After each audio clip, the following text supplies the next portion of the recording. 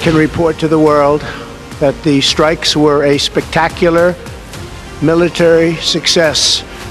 Iran's key nuclear enrichment facilities have been completely and totally obliterated. Congratulations, President Trump. Your bold decision to target Iran's nuclear facilities with the awesome and righteous might of the United States will change history. It's done what no other country on earth could do.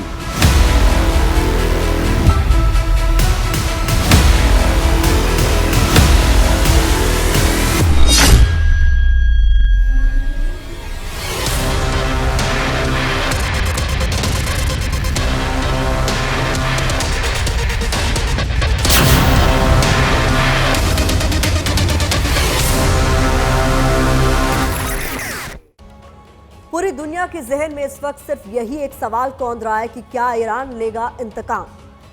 खासकर Trump Iran के अगले कदम की राह देख रहे हैं कि क्या खामेनेई सीधे अमेरिका पर अटैक करेंगे। अमेरिकी न्यूज चैनल एबीसी के मुताबिक ईरान ने अमेरिका के राष्ट्रपति डोनाल्ड ट्रंप को धमकी दी है कि न्यूक्लियर साइट पर हमले के खिलाफ बहुत जल्द ईरान अपना बदला लेगा।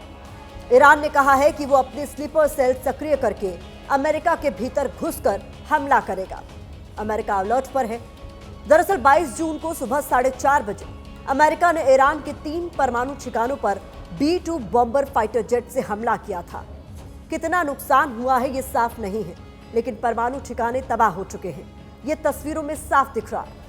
ट्रंप ने ईरान से बिना शर्त शांति के रास्ते पर आने की चेतावनी दी है, जबकि खामेनेई पहले ही कह चुके हैं कि ईरान कभी भी सरेंडर नहीं करेगा। तो सवाल यह है कि आगे होने क्या वाला है। कहां है ईरान के सुप्रीम लीडर खामेनेई और उनका प्लान ऑफ एक्शन क्या है? Iran, the bully of the Middle East, must now make peace. If they do not, future attacks will be far greater and a lot easier.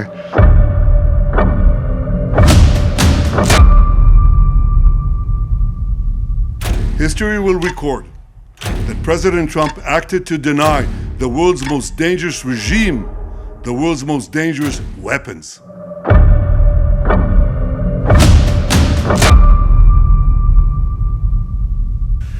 میشناسن تاریخ ایران رو هرگز چنین حرفی رو بر زبان جاری نمی‌کنن.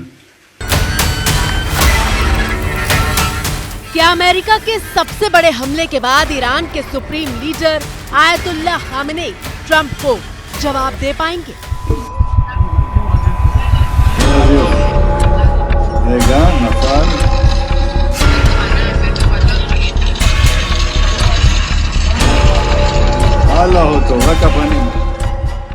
क्या Trump की सीधी चेतावनी के बाद Iran के सबसे ताकतवर शख्स खामेनेई अमेरिका के सामने शांति प्रस्ताव की बात करेंगे?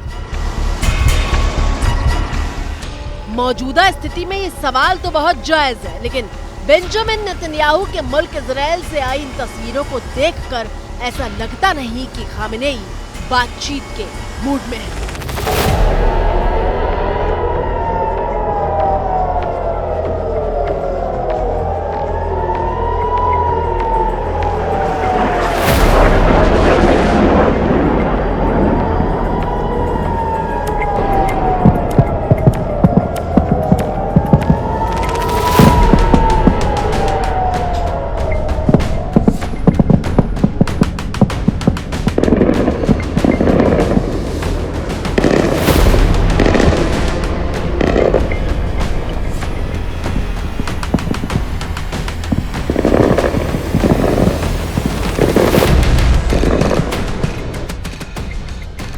इजराइल की राजधानी तेल अवीव से लेकर कई शहरों तक ईरान के हमले के बाद मची तबाही की तस्वीर देखी। घरों से लेकर तमाम गगनचुंबी इमारतें मलबे का ढेर बन रही हैं।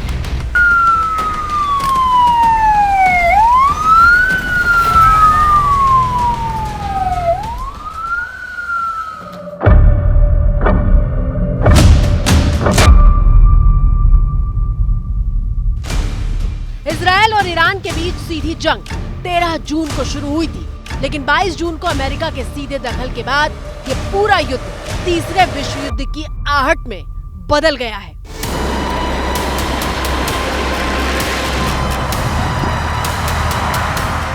22 जून को सुबह 4:30 बजे अमेरिका ने ईरान के 3 परमाणु ठिकानों पर बमों की बारिश कर दी।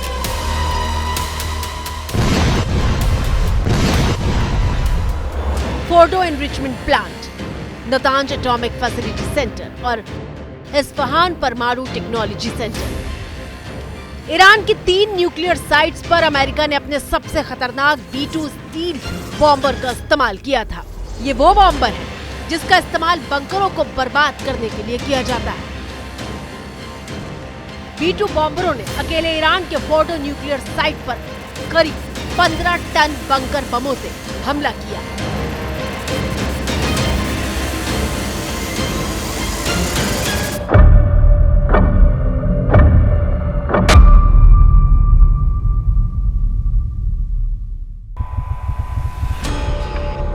इजराइल अमेरिका से यही बम मांग रहा था क्योंकि ईरान के परमाणु ठिकाने में सामान जमीन से करीब 300 फीट नीचे मौजूद था, जहां तक पहुंचने की ताकत इजराइल के पास नहीं है।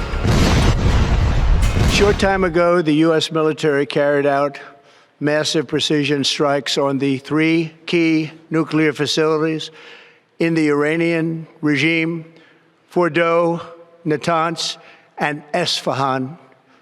Everybody heard those names for years as they built this horribly destructive enterprise.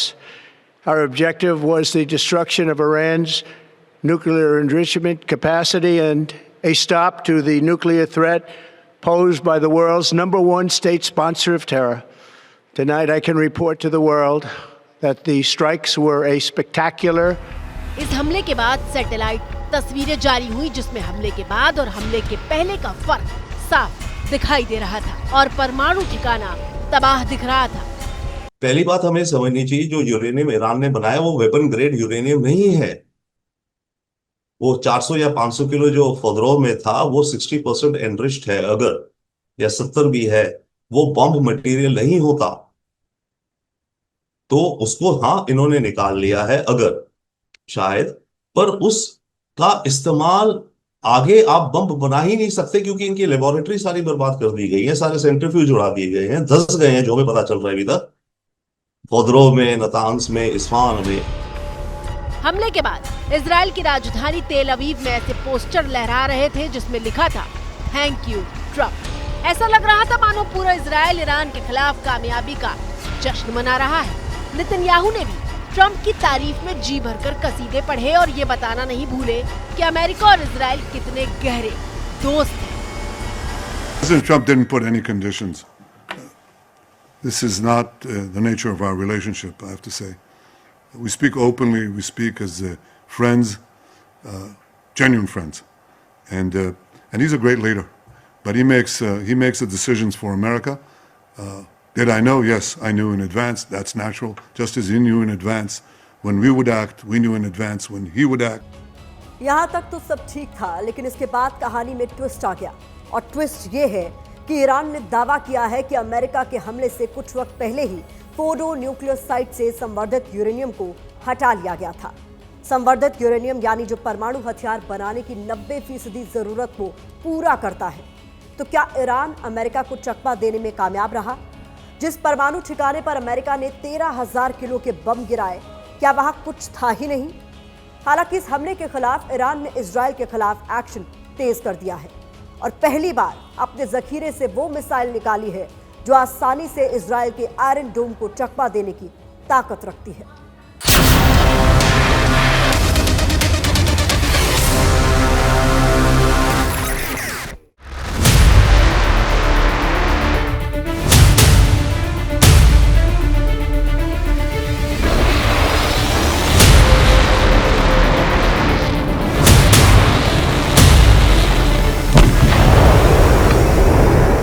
अमेरिकी हमले के जवाब में इजराइल पर खैबर शेकन बैलिस्टिक मिसाइल से हमला किया है, जो दुनिया के सबसे मजबूत एयर डिफेंस सिस्टम कहे जाने वाले आयरन डोम की भी पकड़ में नहीं आती। इस मिसाइल की रेंज 1450 किलोमीटर है, जो आसानी से ईरान से इजराइल तक पहुंच सकती है। 1500 किलोग्राम तक के वॉरहेड ले जा सकती है। पहली बार खैबर शेकन मिसाइल का इस्तेमाल हुआ है, जिसने इजराइल की राजधानी तेल अवीव के पास बड़े हवाई अड्डे और सैन्य ठिकानों को निशाना बनाया। इतना ही नहीं, अब ईरान के सैन्य प्रवक्ता को सुनिए जो सीधे ट्रंप को वार्निंग देते हुए कह रहे हैं कि जंग शुरू अमेरिका ने की थी लेकिन खत्म ईरान करेगा। غیر قابل پیش بینی برای شما رقم خواهند زد. ان شاء الله. Gambler Trump, you can start this war, but we will be the ones who end it. मतलब ये तय है कि ईरान डर नहीं रहा, तो फिर आगे क्या होगा? अब इस सवाल के जवाब के लिए नजरें सबसे पहले ईरान के सुप्रीम लीडर आयतुल्लाह खामनेई को ढूंढती हैं, जो फिलहाल कहीं नजर नहीं आ रहे हैं।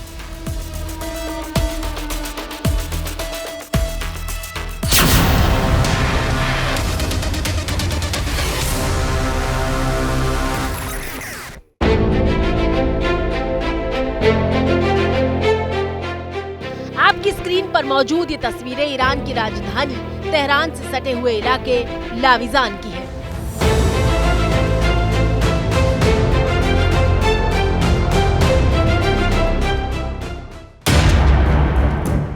बताया जा रहा है कि आयतुल्लाह खामेनेई लाविजान में बने एक बंकर में शिफ्ट कर दिए गए हैं और अभी से शिफ्ट नहीं किए गए, बल्कि पिछले साल जब ईरान ने इजराइल पर एयर स्ट्राइक की थी तब भी खामेनेई यही छिपे थे।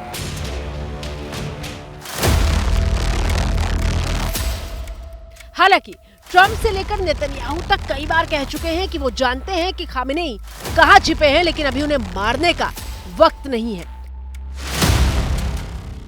रक्षा एक्सपर्ट के मुताबिक इजराइल और अमेरिका की कार्रवाई का इकलौता मकसद खामेनेई को सत्ता से हटाना है।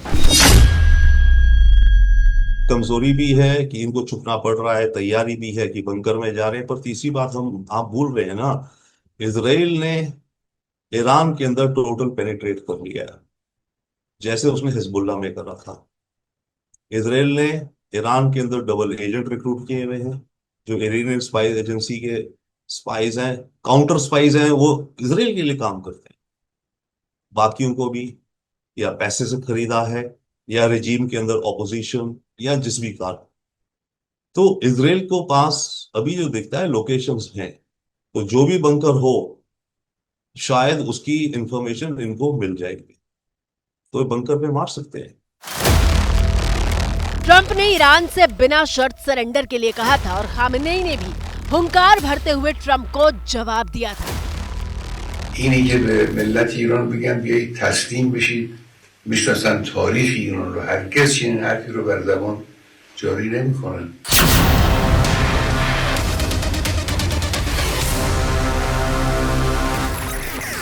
वो सरेंडर नहीं करेंगे।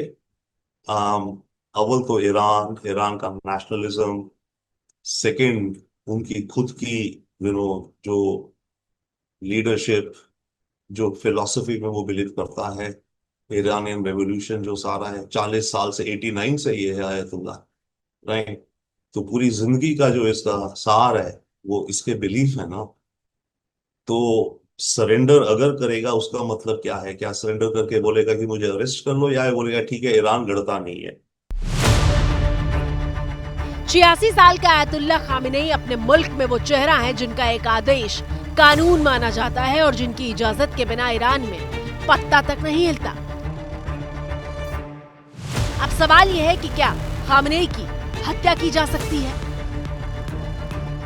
अमेरिकी अखबार न्यूयॉर्क टाइम्स के मुताबिक ईरान के सुप्रीम लीडर खामेनेई अगले वॉर प्लान की तैयारी कर रहे हैं। उनकी लोकेशन कोई ट्रेस ना कर पाए, इसके लिए खामेनेई टेलीफोन या फिर मैसेजिंग जैसे इलेक्ट्रॉनिक कम्युनिकेशन का इस्तेमाल नहीं कर रहे हैं। खामेनेई की खुफिया लोकेशन तक सिर्फ एक व्यक्ति पहुंचता है जो बाकी नेताओं और सैन्य अफसरों का संदेश उन तक पहुंचाता है। खामेनेई के बंकर के बाहर और आसपास के इलाके में भी भारी सुरक्षा बल मौजूद है।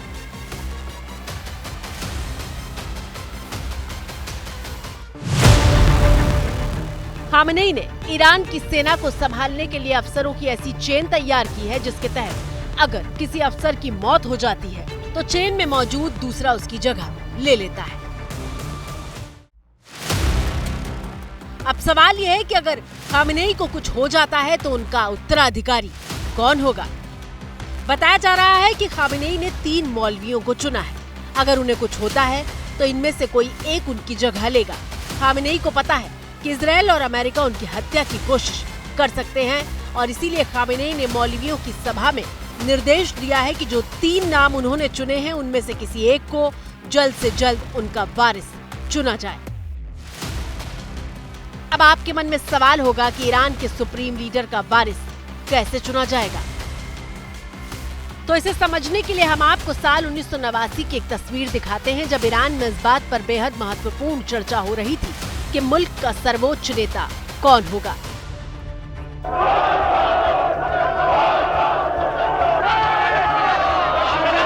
दरअसल 1989 में ईरान के सर्वोच्च नेता आयतुल्लाह रूहुल्लाह खुमैनी की मौत हो चुकी थी। खुमैनी की मौत के फौरन बाद एक आपात बैठक बुलाई गई जिसमें यह तय किया जा रहा था कि अगला सर्वोच्च नेता कौन होगा। तब खामेनेई ने कहा था कि इस जिम्मेदारी के लिए वो सही व्यक्ति नहीं है।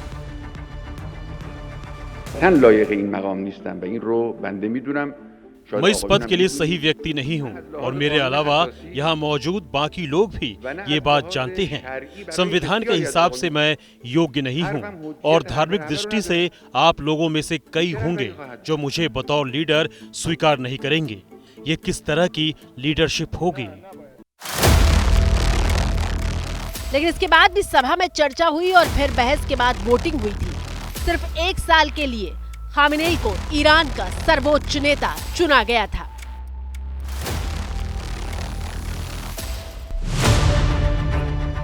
लेकिन देखिए 36 साल बीत गए, खामेनेई ईरान के सर्वोच्च नेता की गद्दी पर बैठे हुए हैं। खामेनेई के उत्तराधिकारी की रेस में जो 3 नाम चल रहे हैं उसमें 67 साल के अलीरेजा अराफी का नाम सबसे आगे है।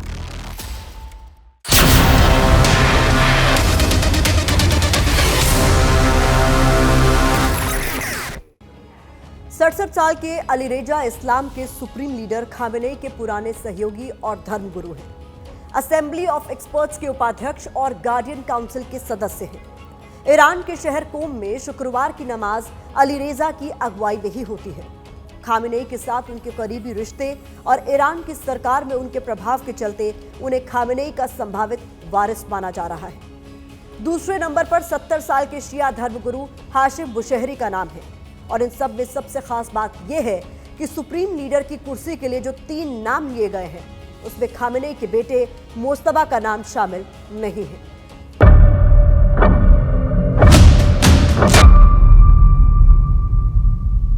छप्पन साल के मोज्तबा को भी खामेनेई का वारिस माना जाता रहा है, लेकिन वंशवाद के आरोप से बचने के लिए खामेनेई ने अपने दूसरे नंबर के बेटे मोज्तबा का अपने उत्तराधिकारी के तौर पर नाम नहीं लिया है। लेकिन सवाल यह है कि क्या खामेनेई की हत्या को ईरान बर्दाश्त कर पाएगा। तस्वीरें ईरान की सड़कों पर निकले आम लोगों की है जो खामेनेई के समर्थन में एकजुट हैं और ईरान और इजराइल के बीच छिड़ी जंग के बीच भी डेथ टू अमेरिका के नारे लगा रहे हैं।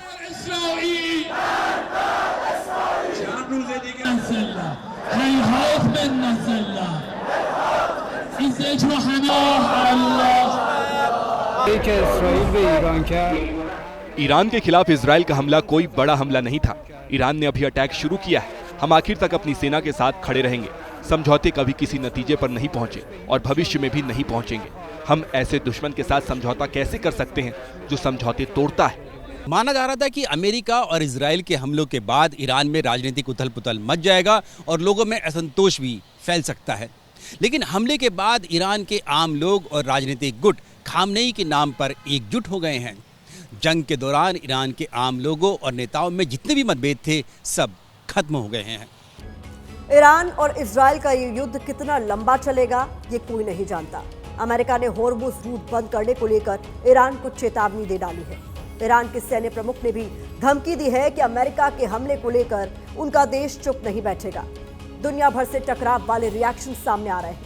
ऐसे में आने वाला वक्त दुनिया के लिए काफी खतरनाक होने वाला है।